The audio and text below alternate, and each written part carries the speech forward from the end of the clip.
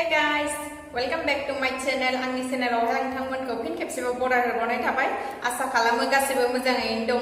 बिदिब्ला दिनैनि आंनि भिडिअआहाय जाहैगोन आङो दाउ एसे लाबोदोंमोन। दा बे दाउखौनो संनोसै।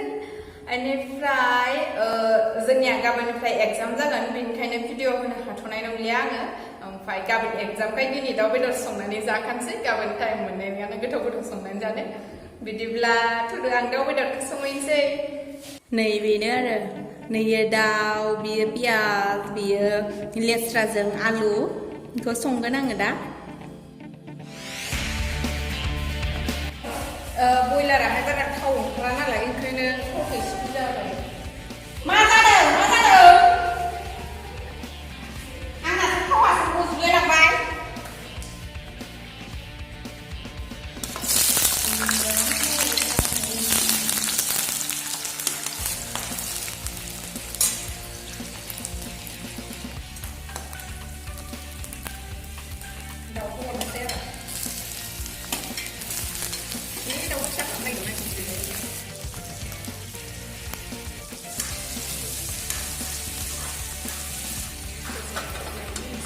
हालदै हरबाय,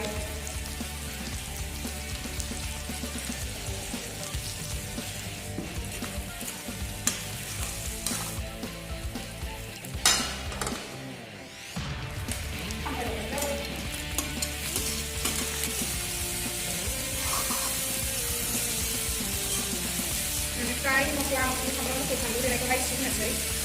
दाहाय होनो गोनां मस्ला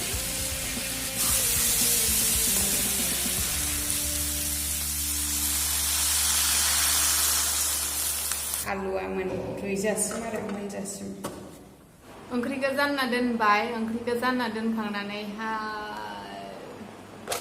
मेथाइ मोननैसो दंमोन, बेखौ जानाय आङो। मैदेर खि सोर सोर जायो मैदेर खि मेथाइ? मैदेर खि होनो जों बेखौ। ओमफ्राय नैबेखौहाय अमा खि होनो। अमा खि मेथाइ। गाबोननिफ्राय अनलाइन एग्जाम आंनिया। आं भिडिअ होनो हानाय नंथ'ला आरोना।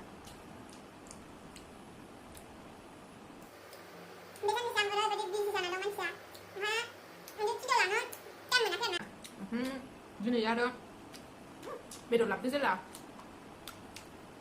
संनोसै बानायनोसै साननानै होबाय।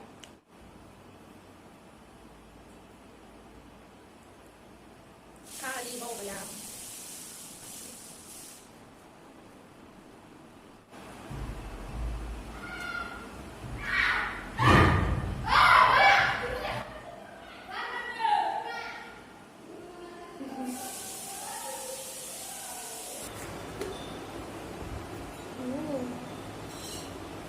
ओंख्रिया मोनबाय लोगोफोर। ओमफ्राय आङो ओंख्रिखौथ' बयबो संनो रोंखागोन नालाय, ओमफ्राय खोन्थिलायबाय थायासै आरोना।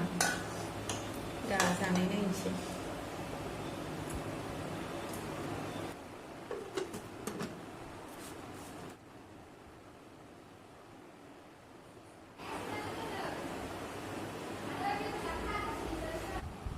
माबायदि नुदों कालारखौ?